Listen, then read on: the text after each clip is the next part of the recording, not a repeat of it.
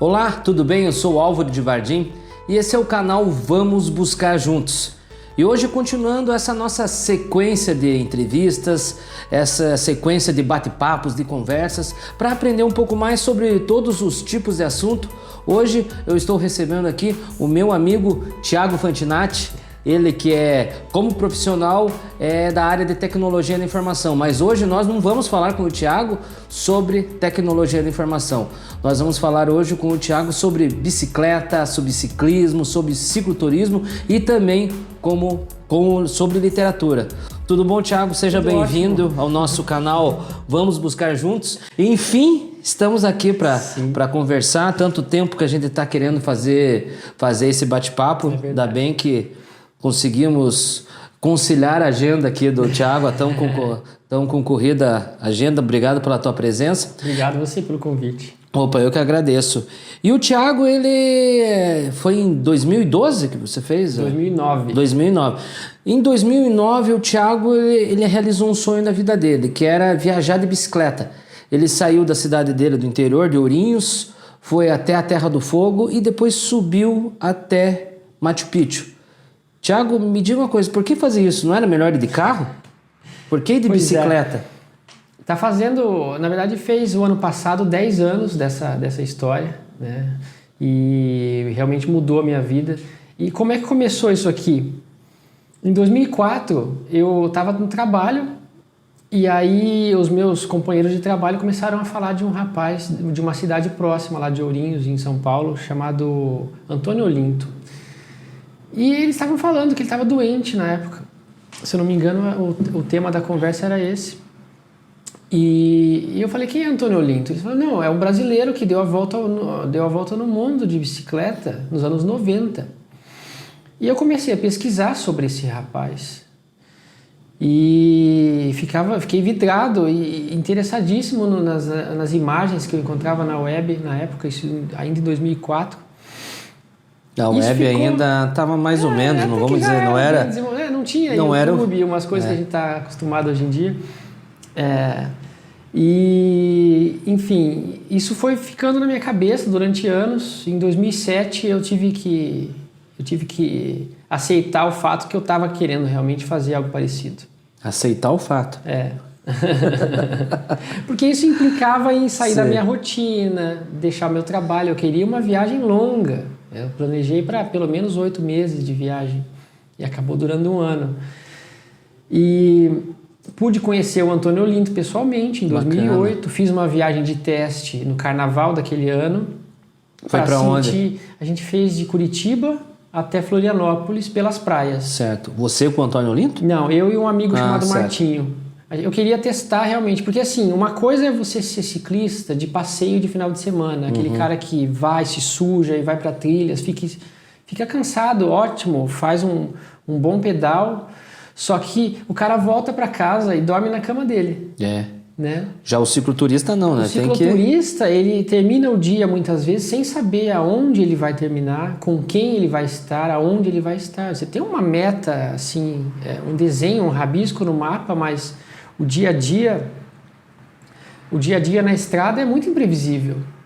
Então eu queria saber se era isso que eu queria. E essa viagem teste foi muito bom, porque a gente acampou com pernilongos. Já deu para sentir o que era esses 5 dias de viagem de Curitiba até Florianópolis. Deu. E vocês não pegaram estrada? Vocês só foram pela praia? Estradas secundárias e um pouco da BR-101 já chegando lá em Floripa. Então vocês já acharam... A gente passou ali por Alto da Glória. É Alto da Glória que chama? Não sei. Acho que é. Alto da Glória é o... Se não for... É o bairro aqui de Curitiba onde está o estádio do Couto Pereira, né? Vila da Glória. Vila da Glória. É que já faz tempo, gente. Enfim, foi um bom teste. Certo. E eu falei, não, é isso mesmo que eu quero. Eu adorei os perrengues, adorei a chuva, adorei o calor, adorei o pernilongo, adorei ficar dormindo na barraca, imprevistos, corrente que arrebentou, tudo eu levei na esportiva. E eu falei, não, se eu conseguir durar esses 7 dias aqui, com esses perrengues todos, eu vou conseguir ficar os meses que eu quero na estrada, né? E porque é uma diferença, né? 7 dias para 360 dias, que foi o tempo que durou a tua viagem. Aí a gente entra num outro ponto que é o seguinte, o corpo humano é uma máquina fantástica. o corpo e a mente. E depois de alguns meses na estrada, você realmente está totalmente envolvido com aquela situação. A bicicleta vira uma extensão do seu corpo, a estrada, você já não se preocupa mais com a imprevisibilidade dos acontecimentos. Você vai indo, você não se preocupa com a chuva, vai ficar frio. Não. Você está preparado, mas não se preocupa, tomara que não chova. Isso, exatamente. Se chover, você tudo tem que bem. estar preparado, óbvio, né? Com um mínimo de equipamento para sobreviver a determinadas situações. Eu peguei temperaturas de menos 18 graus na Bolívia, por exemplo, né? E temperaturas de 47 na Patagônia, no norte da Patagônia. Então, assim, mas no geral, depois de alguns meses, acho que depois que eu saí do Brasil, entrei no Uruguai, comecei a me soltar mais, eu comecei a fazer esse processo, a participar desse processo de imersão mesmo. Assim, eu não defini ainda qual foi esse ponto exatamente que isso aconteceu. Você diz assim, uma imersão, assim, na hora que você chegou no Uruguai, você viu que você estava fazendo um cicloturismo, isso que você diz? Isso, é uma viagem longa em que eu já fazia parte daquilo de forma intensa. Eu já, como que eu posso dizer? Você acostuma a não ter rotina. A tua rotina, na verdade, é não ter rotina todos os dias. Isso, às vezes, pode cansar a mente de algumas pessoas. Tanto que no final da viagem, depois de um ano, realmente eu estava cansado de não ter rotina. É curioso isso, né? É engraçado, eu já ouvi falar muita gente assim que quer fugir da rotina, isso. Mas quando não tem rotina... eu fugi da rotina, mas depois de um ano eu queria saber como ia ser o meu dia. No final da viagem eu queria saber onde eu ia dormir sempre, onde eu ia tomar meu café da manhã, com quem eu ia acordar, entendeu? Coisas que são corriqueiras no dia a dia. E você diz assim que não sabia onde dormir, você não tinha uma expectativa, vou sair de Montevidéu, vou até a outra cidade. Tinha. Você não sabia aonde ia dormir? Podia dormir no hotel, vamos dizer assim, num posto de gasolina, num celeiro de uma fazenda? Rolou de tudo, Álvaro. Dormi até em circo. Tem circo. Dormi com... Tava lá os palhaços, você chegou, posso dormir? Relento, olhando as estrelas... Dormi em sofá de gente que me acolheu. A bicicleta é meio mágica, parece que as pessoas se sensibilizam com o viajante ciclista, sabe? Eles querem saber de onde você veio, para onde você vai, e te oferecem de início uma água, a água vira um prato de comida, o prato de comida vira um sofá, o sofá vira um banho, e de repente você está envolto com as pessoas da família dessa pessoa que te acolhe, e no dia seguinte você vai embora. E você sente o olhar dessas pessoas, como se você estivesse carregando os sonhos delas, porque acho que todo ser humano tem vontade de se aventurar. Eu acho que todo mundo, por exemplo, essa questão do cicloturista, assim, é uma aventura, quem sabe até, a gente pode até pensar numa jornada do herói, né? Um ato de heroísmo, você sair de um ponto longe e ir para outro, assim, é o que todo mundo quer fazer, né? Acho que quem sabe, como você mesmo falou, assim... O ser humano tem isso. Acho que as pessoas... Você estava fazendo o que muitas pessoas estavam querendo fazer, né? Acho que todo mundo já pensou alguma vez na vida em desbravar lugares remotos e ficar longe de casa. Eu não sei se você sente isso, mas é muito comum. A gente tá longe de casa, vem um friozinho na barriga, né? Isso faz parte da nossa fisiologia. Isso está dentro do ser humano. O ser humano precisou migrar no passado para sobreviver. Isso ficou dentro da gente, né? E da onde que veio essa coragem, assim, por exemplo, para você chegar e falar para tua família, sabe, para o teu pai, para tua mãe na época, que eu vou viajar? Como que foi essa coragem? Eu vou passar um ano andando de bicicleta. Porque as pessoas não conseguem compreender, né, assim, esse estilo, vamos dizer assim... caminhante, né? Parece que a gente está voltando lá para a época do início do cristianismo, onde que as pessoas assim caminhavam de um lado para o outro, passavam no deserto. Porque você também passou pelo deserto, né? Você viajou. Passei. Como que foi assim essa aventura também de ter a coragem de deixar a casa, o quentinho da tua casa, e encarar a neve, encarar o deserto do Atacama? Como que foi isso? Eu queria isso. Eu queria. eu sonhava muito com essas regiões remotas, especialmente aí, o extremo sul do continente, né? A Patagônia, a Terra do Fogo, como você citou, e o Atacama. Eu sonhava muito com essas regiões, né? O Atacama eu já tinha visto muitas informações, muitas imagens na web a respeito e sabia mais ou menos o que eu ia encontrar. A Terra do Fogo foi uma surpresa para mim. Eu imaginava campos verdejantes com montanhas e existe sim o lado mais da cordilheira, ele é mais assim, mas o lado, toda a pampa argentina, que é a costa do Atlântico, até a Terra do Fogo, ela é uma pampa seca, não tem nada. Nada. Nada, arbustos e vento. Então, e isso quilômetros... 2.000 quilômetros de pampa seca com vento contra. E nesse momento era quilômetros de solidão? Sim, em parte porque eu tive companheiros de viagem. Nesse trajeto especificamente do litoral argentino, eu estava acompanhado com 2 franceses que eu conheci no caminho. Então, se encontrou assim, não? Cicloviajantes também.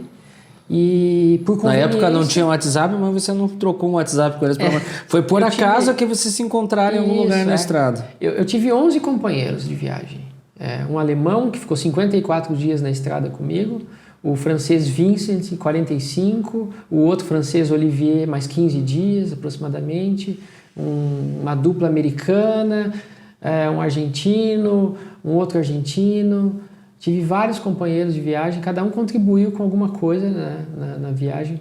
Que é cada uma história, né? E você falou do WhatsApp, é muito curioso isso, porque eu viajei numa época que eu digo que eu tive muita sorte. Porque em 2009 as câmeras digitais já estavam muito boas, as fotografias digitais já eram boas, a câmera do celular ainda não. Então eu fui obrigado a levar comigo uma câmera fotográfica digital. E isso me deu qualidade boa de fotografia, eu tenho as fotos boas até hoje. Eu não tirei foto com o celular. Muita gente tira foto só com o celular em viagem e depois fica frustrado com o resultado. É melhor ir com uma máquina para... Afinal de contas, é uma aventura tão grande que merece esse tipo de... E outro ponto interessante é que nessa mesma época as redes sociais ainda não cuidavam da nossa vida como é hoje. Então eu não tinha aquela neura de ficar postando coisas todo dia na internet. Eu tinha um blogzinho simples, né? Naquele ano eu entrei no Facebook porque o meu amigo alemão falou do Facebook, eu não sabia o que era. E entrei no Facebook, mas eu não atualizava a rede social na época. Ao invés de você viver para o Instagram, você viveu a tua experiência, né? Eu vivi. Você teve a experiência estética de sentir na tua pele mesmo.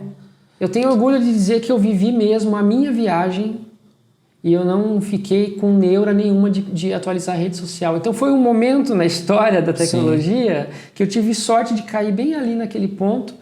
Por que da câmera digital? O Antônio Olinto, nos anos 90, ele tinha que carregar rolos de filme fotográfico. Pensa daí para revelar, para guardar? Para guardar e carregar, enviar para o correio, para a família. Então acho que esse momento ali foi ideal para fazer esse tipo de coisa.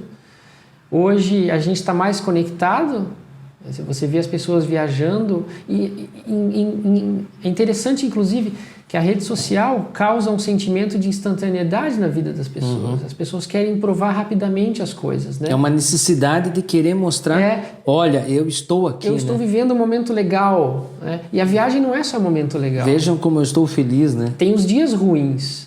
As pessoas não suportam mais os dias ruins na estrada, elas já querem se adiantar e correr até o ponto bacana. Eu acho que em qualquer viagem, vamos dizer, principalmente numa viagem, uma viagem de bicicleta, um cicloturismo, os momentos ruins são muitos, né? Muitos. Por exemplo, o que você teve assim que foi um momento assim extremamente tenso, problemático, complexo para conseguir resolver? Foram tantos. Não consegue nem... Perrengues reais. De você estar isolado num lugar, vem uma tempestade no meio da noite, você está no meio da Patagônia e você não pode se molhar, porque se você se molhar você pega uma hipotermia e o vento parece que vai levar a sua barraca embora com você. Você já estava nesse momento já acampado. Isso. E aquele... Ou se não, no meio da Amazônia, onde um animal vem cheirar a sua barraca à noite, você não sabe que bicho que é. Nossa, aconteceu isso? Aconteceu isso. Ou a tua água congelar de madrugada por causa do frio negativo e você passar uma noite preocupado com os seus pés, com os seus dedos, para que eles não... E tudo isso te dava prazer? Você tinha esse prazer, assim, em prazer em sofrer e, vamos dizer assim, essa questão, uma busca de uma resiliência? Também. Para mostrar... Mas não prazer em sofrer. Eu acho que eu não tenho vocação para masoquista, não. Eu acho que o que rola nessas situações é que a gente encontra o ser humano interior nosso, livre de barulhos e ruídos que a gente tem na cidade. Então, quando você tem um único problema para resolver, as coisas clareiam na sua mente. Eu não me lembro agora quem falou isso recentemente num vídeo que eu assisti, mas quando você tem um problema só para resolver e é para salvar a sua vida, a solução vem na cabeça, a mente fica clara. É uma coisa que está dentro de nós, né? Nós somos sobreviventes, né? Foi legal descobrir isso, assim. E é interessante que vendo essa tua incursão com essa viagem, esse cicloturismo, essa incursão também para o deserto, vamos pensar no cristianismo primitivo, que nos mostra assim, que Jesus foi para o deserto, Paulo de Tarso foi para o deserto para você procurar o teu deserto, descobrir quem é você. Quando você estava lá no deserto, essa tua viagem foi uma busca. Quem é você? Quem é o Thiago? É assim que você também trabalha? O cicloturismo oferece isso também? Todo mundo fala do deserto. Todo mundo que teve a chance de ficar uns dias sozinho no deserto fala com a mesma... Tem as mesmas impressões sobre o deserto, justamente que é o autoencontro. Porque lá você não tem nada para ver. É pedra, areia, céu azul. E aí você se descobre. Você tem que passar horas com você mesmo. Você pedala sozinho o dia inteiro e à noite você passa a noite sozinho. Né? Então, foram 30 dias sozinho no deserto, onde a minha fonte de água foram caminhoneiros da estrada. Cruzavam com você e você... Sim. E eles em solidariedade... É normal, você para na beira da rodovia e aí você levanta a garrafinha de água vazia e ele encosta e te dá água. Já é uma coisa tradicional. É uma coisa tradicional, tradicional ali. Muitas vezes garrafas de água geladinhas assim. Então isso me dava uma tranquilidade. E aquela coisa que você veja assim que... Você vê essa busca do autoencontro, você também proporciona até uma confiança que eu acho que a cidade grande não te proporciona, né? Você, de certa forma, você não vai aceitar uma bebida não aceite uma bebida de estranhos, de qualquer um na rua que você já viu. Mas aquela garrafa ali, geladinha, te chamou a atenção. Você se abre, né? Eu acredito que você confia mais nas pessoas, né? Então, tem até aquela questão, né, tem até um livro que fala sobre isso... que se não me engano é O Segredo. Eu não li, eu sei do que se trata porque eu vivenciei isso. Quando você está aberto às situações, de peito aberto, como você diz, parece que as coisas se encaminham positivamente. É óbvio que você não pode bancar o tolo, o ingênuo, né? Eu acho que também ser brasileiro me ajudou muito, porque o brasileiro já tem essa coisa... A malemolência. Esse radar para malandro. A gente olha de longe você conseguiu... Você vê de longe as más intenções. Quem tá e você querendo... vai embora, sabe? Isso me ajudou bastante. Mas tirando essa questão, o fato de você se abrir, eu acho que o caminho te devolve. Você dá um sorriso, alguém vai te dar um sorriso. Você é educado com as pessoas no caminho, as pessoas vão ser educadas com você. Respeitoso e assim por diante. Tem gente que tem uma vibe negativa em viagem e a viagem não rola legal. O cara volta cheio de história pesada para contar, sabe? É óbvio que eu tive momentos de risco, posso ter até tido momentos que eu nem percebi que estava em risco, mas com certeza a quantidade de dias e fatos positivos foram infinitamente maiores.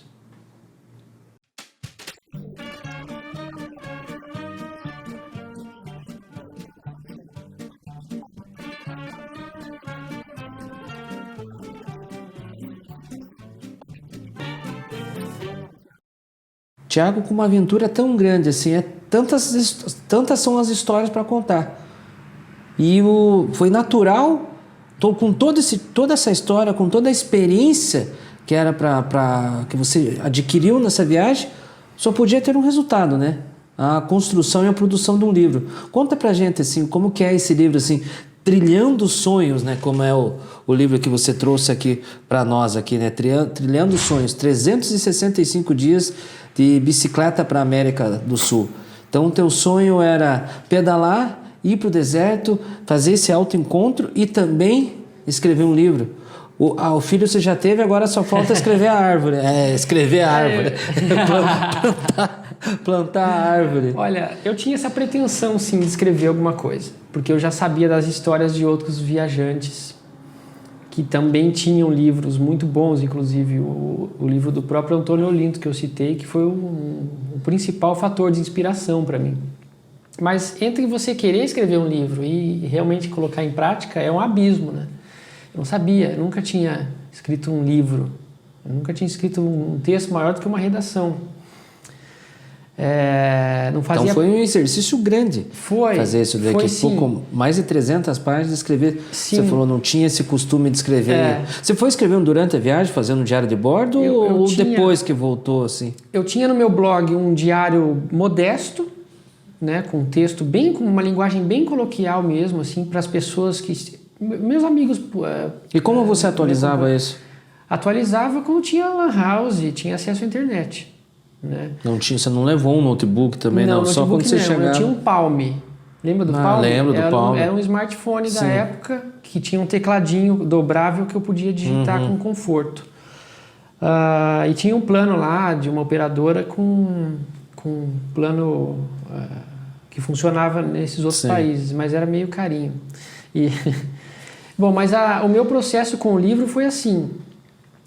Um ano depois, né, que eu comecei a viagem, quando eu terminei a minha viagem um ano depois, eu comecei a escrever fatos que eu havia vivido um ano atrás. Certo. Né? Então foi um exercício Isso em casa, você fazendo um resgate histórico dessa tua viagem. Os primeiros 3 meses em casa eu me dediquei exclusivamente a isso. Porque você tem que ter uma disciplina grande para conseguir escrever um livro. Né? Então acho que 60% mais ou menos do que tem aqui saiu nesses primeiros 3 meses. Saiu assim, de forma descontrolada. Qual foi o meu método? Eu coloquei meu blog, coloquei minhas anotações de quilometragem, tudo em volta, tudo próximo, fotos da viagem, e aí fui escrevendo. Escrevi primeiro os fatos que mais me marcaram. Tem uma sequência cronológica? Tem. Assim, contando a tua vontade, saída, tem tudo isso no livro? Tem uma sequência. É uma história com uma sequência bem clara. E aí que tá, esses primeiros fatos mais importantes da viagem, do meio, do início, do final da viagem, eu escrevi nesses primeiros 3 meses. Depois eu fui fazendo o processo de escrever os fatos menos importantes ou menos relevantes para preencher essas lacunas da sequência na história. E o restante demorou mais um ano. Foi 1 ano e meio escrevendo. Porque não é fácil, né? Você tem que ter conseguir fazer essa criação, né? Tem que ter inspiração, por mais que é uma história real... E a tua história, né? É uma outra linguagem, né, Álvaro? A linguagem coloquial, a linguagem escrita são 2 linguagens distintas. Então foi um exercício muito forte para mim. E tinha dia que eu abria lá o documento para escrever e mudava uma vírgula e fechava o computador. Tinha dia que eu escrevia páginas e páginas, depois no dia seguinte eu apagava metade. É uma luta grande, né? Você tem que ter uma disciplina e tem que... A inspiração, tem que filtrar as coisas, tem coisa que não fica legal no livro, né? Assim, 5%, vamos dizer, 5% do que tem aqui você dá uma levantada, né? Dá uma romantizada para deixar um pouco mais interessante. Construir uma história, Construir uma história que fique relevante, que faça sentido para as pessoas, né? Porque nem sempre o que é interessante para mim como indivíduo é interessante para um público. Então você tem que às vezes fazer pequenas concessões durante a escrita, né? Mas assim, 95% do que está aqui é a história pura do que eu vivi mesmo. E assim, eu tenho um feedback legal de algumas pessoas. De vez em quando eu recebo um e-mail de alguém que lê o livro, a pessoa agradece. Né? Então é muito bacana isso, né? Você receber... Isso é o pagamento realmente, porque assim, com o livro a gente sabe que não se ganha muito dinheiro, né? É difícil, né? É difícil, principalmente quem vende milhões de livros. Eu não vendo milhões, né? Eu tô com algumas alguns milhares de livros vendidos. Milhares? Alguns milhares. Nossa, que beleza. Acho que 6 mil, alguma coisa 6 mil assim. livros. 6 mil. Não, isso daí já é um sucesso editorial. Não é milhões de livros, Sim, assim, mas já é um sucesso. Principalmente para uma publicação independente, né? É independente. O livro é impresso por demanda. Quando alguém compra, o livro é impresso. Certo. Na hora. Que é do Clube dos Editores, Clube né? de Autores. Clube de Autores. Clube de Autores. O livro também está à venda na Amazon, na forma digital Certo. e na forma impressa, e também na Livraria Cultura. Fisicamente. Fisicamente. Não em todas. Precisa ver no site Sim. se tem disponibilidade antes. E como que está assim, a saída pela Amazon, assim, a venda dos e-books pelo Kindle, assim, está sendo relevante nessa tua contabilidade aí? O e-book ele representa mais ou menos 15% das vendas. Bacana. As pessoas ainda preferem o livro físico. Eu prefiro o livro físico, eu gosto. Não, claro, você pegar como você, no livro, eu também né? tenho uma coleção de livros Fazer. em casa. A vantagem do Kindle, principalmente para quem quer levar pouco peso, Sim. e numa viagem, por exemplo, ele cabe 3 mil livros. Eu tenho treinando sonhos no Kindle. Eu tenho o Kindle é fantástico, né? A bateria dura 30 dias. Então, para quem precisa de mobilidade e não quer ficar carregando um monte de livro.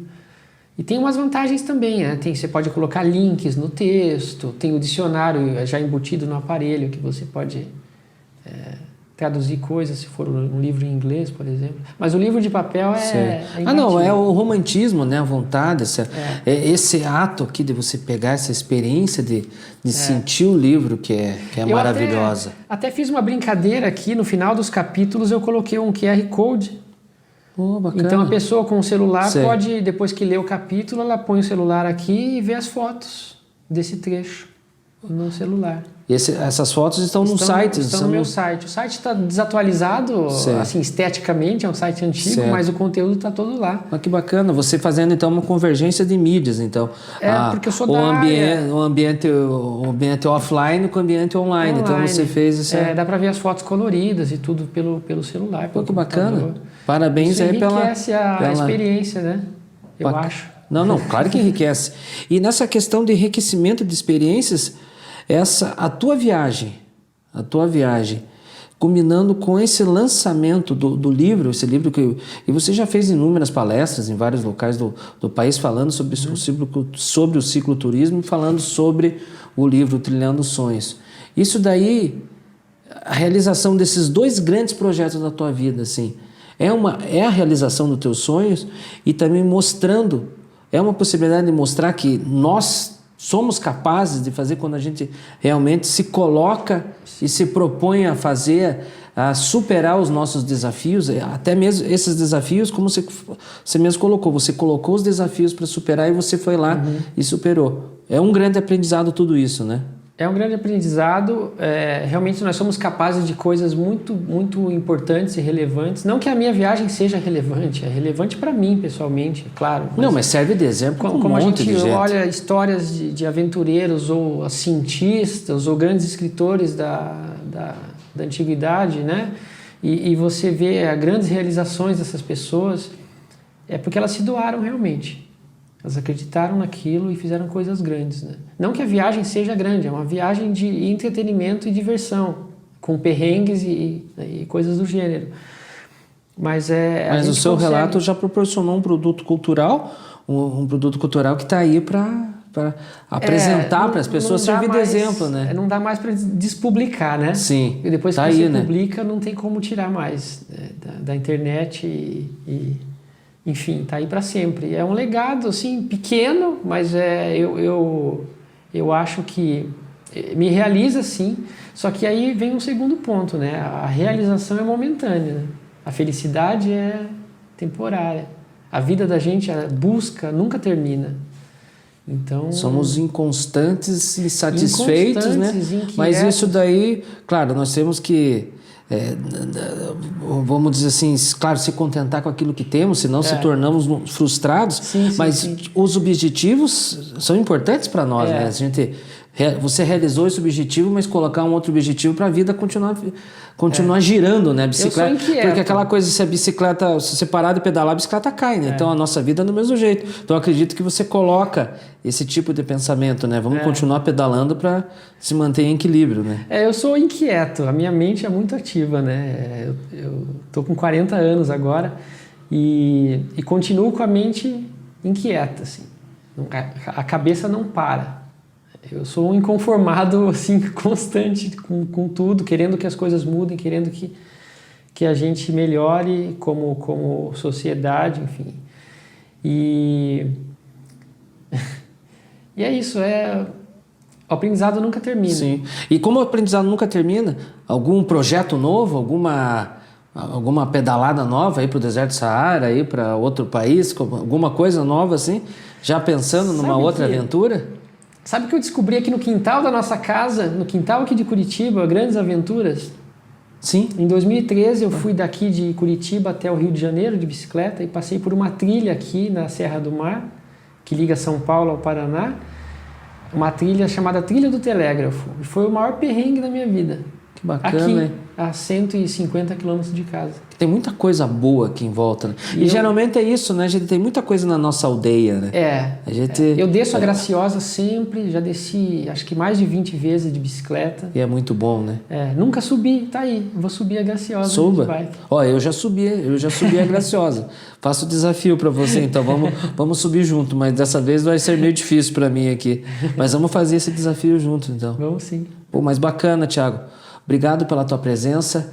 Espero que, como o teu exemplo, essa tua iniciativa, que cada herói tem a sua trajetória, né? Então essa é a sua trajetória. Você falou é uma realização pequena, não, é uma grande realização que sirva de exemplo para inúmeras pessoas, para os amigos nossos, esses que estão vendo a gente em casa, assim, que tem aquele sonho, que tem aquela vontade de realizar uma coisa diferente, uma epopeia na sua vida, que vai lá e faça, independente do que for o teu sonho, mas vai lá e faça.